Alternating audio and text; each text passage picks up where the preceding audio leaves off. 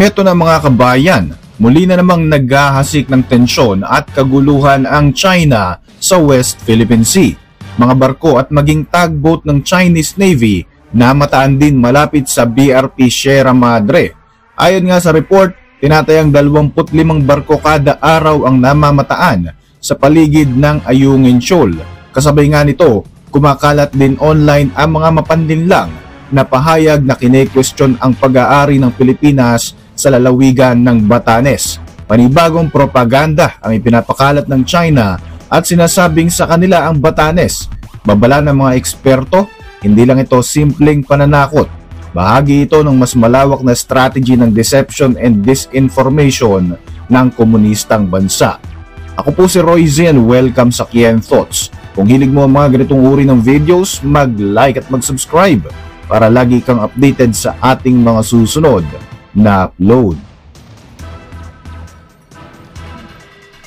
Sa gitna nga lang mas tumataas na tensyon sa West Philippine Sea, inilipat naman ng China ang kanilang atensyon sa Ayungin Shoal matapos nga ang naganap na kahiyahiyang banggaan ng barko ng Chinese Navy at barko ng China Coast Guard malapit sa Scarborough Shoal kamakailan lamang. Ayon sa Philippine Coast Guard, tinatayang 25 Chinese vessels kada araw, kabilang ang ilang mga armadong barko na may mounted weapons ang kanilang namomonitor sa area nitong nakalipas na 2 linggo. Kasama pa rito ang isang Chinese tugboat na pangambahan ng ilan ay posibleng nagpaplano na hilahin o hatakin ang lumang barko ng Pilipinas na BRP Sierra Madre na nakabaura sa Ayungin Shoal. Pero kumpiyansa ang Pilipinas. Hindi sapat ang isang tugboat para hilahin ang Sierra Madre. Sa tingin ng mga analyst, dinala lamang nila ang tugboat para sa sarili nilang mga barko dahil kung sakaling may Chinese vessel na magagrounded o mababahura sa Ayungin Shoal ay mahahatak nila ito. Habang palala ng palala ang military presence ng komunistang bansa, pinalalakas din ng China ang propaganda campaign para baguhin nga ang kasaysayan. Sa nalalapit na 80th anniversary ng pagkatalo ng Japan noong World War II, pinapalakas ng Beijing ang narrative na ang kabuuan ng South China Sea, kabilang ang West Philippine Sea ay bahagi raw ng kanilang teritoryo na dapat ay naibalik na sa kanila pagkatapos nga ng nasabing digmaan. Sa Chinese social media na Douyin, may kumakalat pa nga na claim ng ilang mga Chinese netizen na dati raw pag-aari ng China ang Batanes at illegal daw na inoccupy ng Pilipinas ang mga isla na ito noong taong 1946. Ayon kay Professor Titus Chen ng National Chongqing University sa Taiwan, kung may natutunan man daw ang China sa mga nangyaring banggaan ng kanilang mga barko, ito ay dapat mas maayos ang coordination nila sa hinaharap.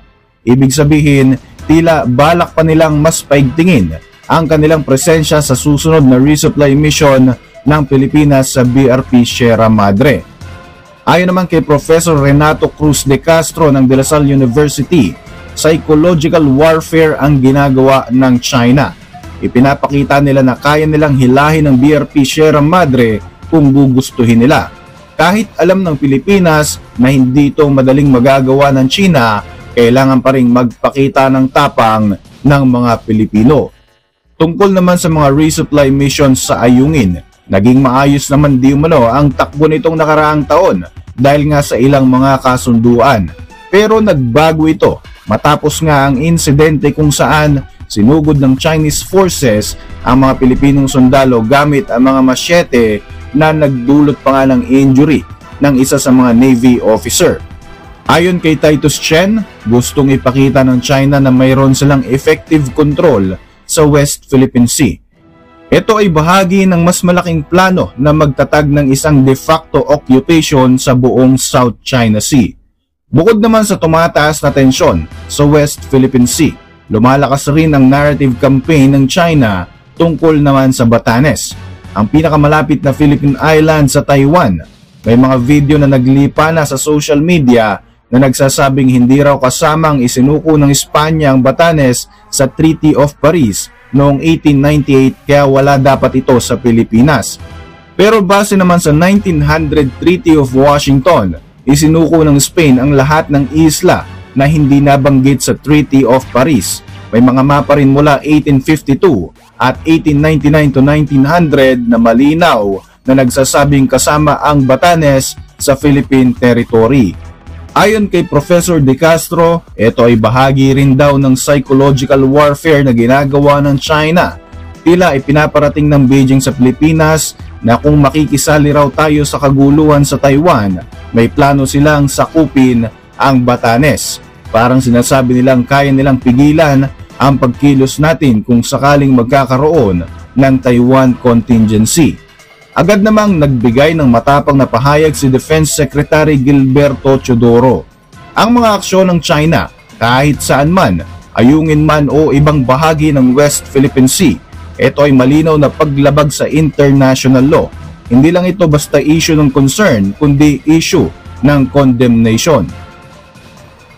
Kamakailan lamang ay lumagda si Secretary Teodoro ng isang kasunduan para sa mas matibay na defense cooperation ng Pilipinas sa Australia, kasabay ng pinakamalaking joint military drills ng dalawang bansa.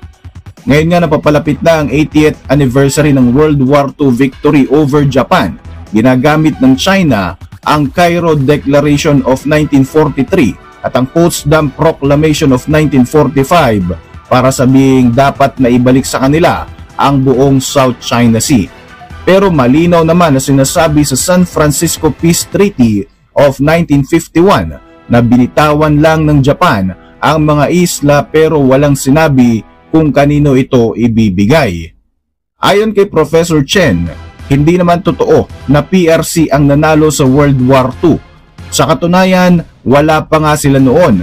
Ang lumaban noong digmaan ay ang Republic of China na nasa Taiwan ngayon. Kaya naman sobrang labo ng People's Republic of China ang siyang rightful claimant para dito. Sa katunayan, mas lalo pa nga nitong pinagtitibay ang ugnayan ng Pilipinas at Taiwan. Ika nga sa kasabihan, the enemy of my enemy is my friend. Since China nga ang may conflict sa parehong Pilipinas at Taiwan, nagkakaroon ng alyansa ang dalawang bansang ito para kontrahin ang bullying na ginagawa ng China. Nang tanungin naman si Professor Chen kung paano mare-reconcile ang dating claim ng ROC o ng Taiwan sa 9-dash line, sinasabing ROC o Republic of China ang siyang unang naglabas ng mapang may U-shaped line noong 1947. Pero over time, nagbago na nga ang policy ng Taiwan. Ngayon, kinikilala lang nila ang sovereignty sa mga features na kontrolado talaga ng kanilang teritoryo, kagaya ng Itu Aba o Taiping Island.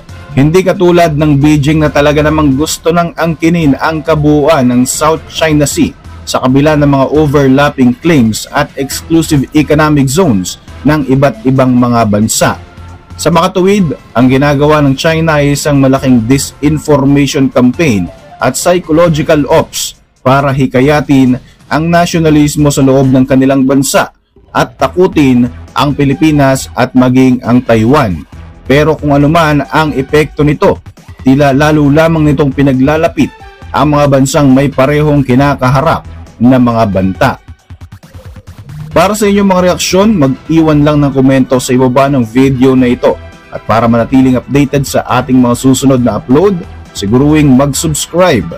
I-like mo na rin ang ating mga videos bilang suporta.